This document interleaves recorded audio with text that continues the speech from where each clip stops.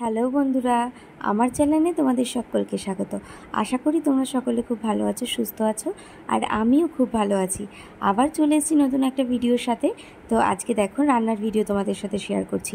যেহেতু তোমাদের দাদাভাই বাড়িতে এসছে, তাই আমার শাশুড়ি মা আজকে ওর জন্য ওর সব প্রিয় খাবারগুলো রান্না করছে। তো আজকে অনেক দিন ধরেই বলছিলাম যে তোমার মাটির উনুন আছে, তাহলে একদিন মাটির উনানেই আমরা রান্না করব। তো আমি যেহেতু তেমন রান্না পারি না, তাই আমি আমার শাশুড়ি মার কাছ থেকে রান্না শিখছিলাম, আর সেগুলোই তোমাদের সাথে আজকে ভিডিওর মাধ্যমে শেয়ার করলাম।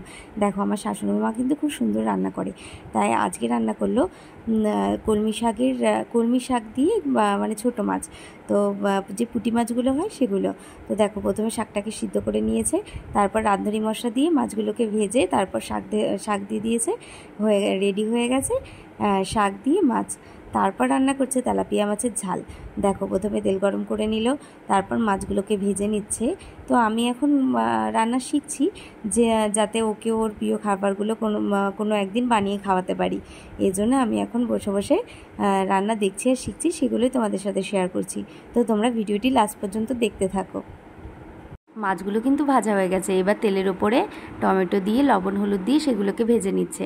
আর মা আগে থেকেই মশলাগুলো করে রেখেছিল। তারপর এর মধ্যে কিন্তু অনেক রকম মশলা আছে, পেঁয়াজ রসুন বাদাম, তারপর সেগুলোকে কষিয়ে জল ঢেলে দিয়ে তারপর তার মধ্যে মাছ দিয়ে দিল। তারপর একটু ফুটিয়ে নিলেই রেডি হয়ে গেল তেলাপিয়া মাছের ঝাল। দেখো কি সুন্দর হয়েছে। এবার রান্না হবে পটল চিংড়ি। চিংড়ি মাছ খেতে ও আর আমি দুজনেই খুব ভালোবাসি। আমাদের চিংড়ি মাছ আর ইলিশ মাছ দুজনেরই খুব প্রিয়, তাই মা আজকে ইলিশ পায়নি, তাই চিংড়ি নিয়ে এসছে।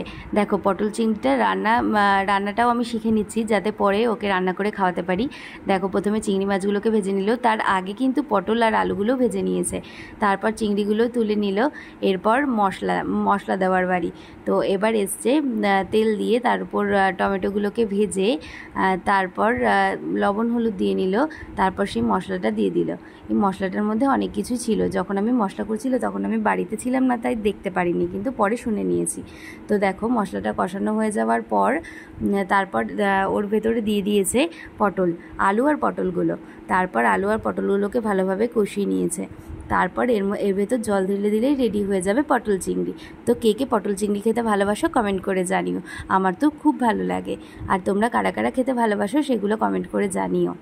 আর আমি আর আমার হাজব্যান্ড তো চিংড়ি মাছ খেতে খুব বেশি পছন্দ করি, আর ইলিশ মাছও আমাদের দুজনের খুব প্রিয়। তারপর দেখো এখানে চলে এসেছে নতুন একটা ডিশ, যেটা হয়তো অনেকেই খেয়েছো আবার অনেকেই খাওনি।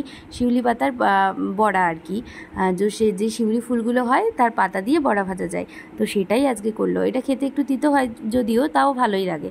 তারপর দেখো কুমড়ো ফুলের বড়া। তো দেখো কুমড়ো ফুলের বড়া খেতে খুবই ভালো লাগে। তোমরা কারা কারা কুমড়ো ফুলের বড়া খেতে পছন্দ করো কমেন্ট করে আজকে তোমাদের সাথে রান্নার ভিডিও শেয়ার করলাম, কার কেমন লাগলো সেটা কমেন্ট করে জানিও। আর তোমরা কী রান্না শিখলে এখান থেকে সেটাও জানিও। তো আজকের ভিডিও এখানেই শেষ করছি, দেখা হচ্ছে পরবর্তী ভিডিওতে।